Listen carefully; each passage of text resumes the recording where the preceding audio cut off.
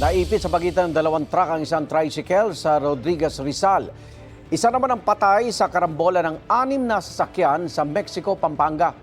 Darito ang unang balita.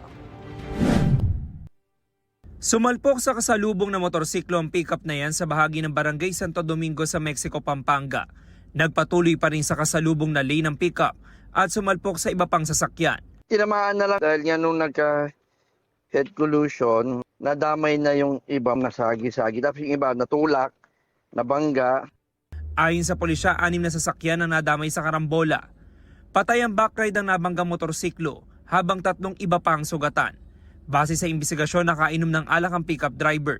Based on record dito sa investigation report natin at may medical examination siya. Sa hospital, sinubject siya for clinical chemistry. Positive siya sa alcohol.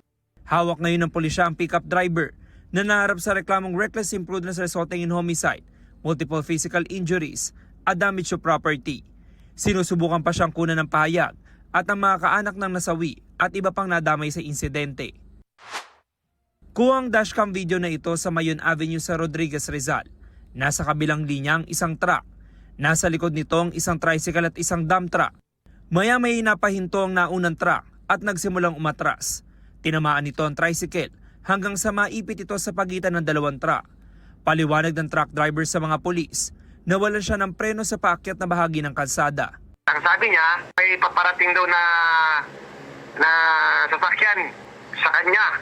Iniwasan niya. So, mapak siya ng brake at sa walang sabi-sabi, nawalan siya ng buwelo paakyat. So, umatras yung sasakyan niya.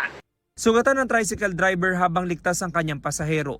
Nagkaayos na raw ang 3 panig kasunod ang insidente. Sasagutin ng driver ng umatras na truck ang pagpapagamot sa tricycle driver, pagpapaayos sa kanyang tricycle at sa dump truck na nasa likod.